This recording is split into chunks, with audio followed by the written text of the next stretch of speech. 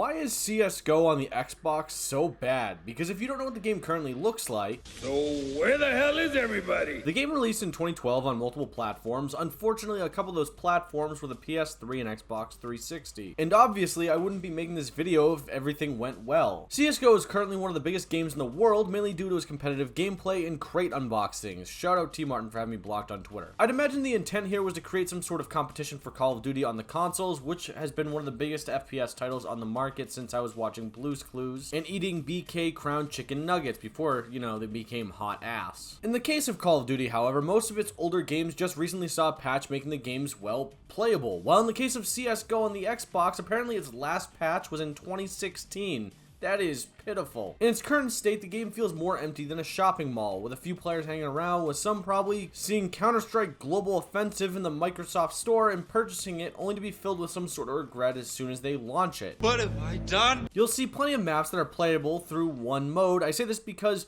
you're basically playing that one bomb game mode over and over. It's basically search and destroy minus all the hate speech. But again, that's literally because most of your team is made up of bots and not the good kind. And I'm not kidding at all when I say you're not going to find a full lobby. From my play session, I found at most 5 players in a given match. And since the game allows you to pick your team, this could obviously lead to some imbalance. And if people don't like imbalance, it could result in you being kicked from the match.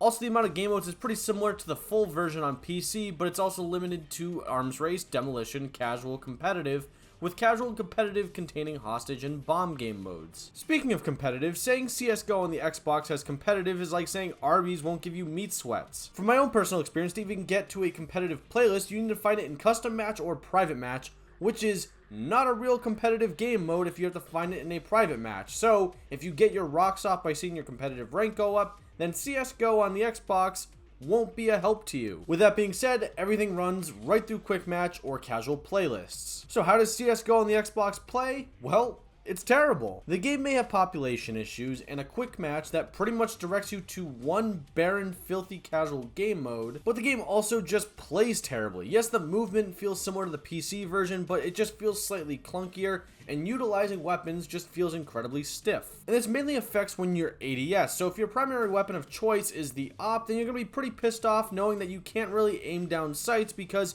you're glued to one spot unless you ADS out and then ADS back in again, but analog around in order to actually aim. Basically what I'm saying here is every single scope for every single gun is basically glued to the character unless you ADS out and ADS in, and you have to use your character's actual movement, not aiming around while you're inside the scope, to actually make some sort of ADS adjustment. Again, overall gunplay just feels very stiff, and I'm not just saying this because my accuracy already sucks. If you're looking for a game to play, I highly recommend not this because it's an absolute waste of your money. Unless you enjoy wasting your money, then play Counter-Strike Global Offensive on the Xbox. One last thing I want to say, it's kind of a shame that the game became what it did on Xbox because obviously Counter-Strike is one of the biggest games in the world, and if there were more focused updates and some real developer support, this game could have been a pretty big deal on Xbox. And due to that happening, we're probably never gonna really have a true Call of Duty competitor. Ooh, X Defiance releasing soon.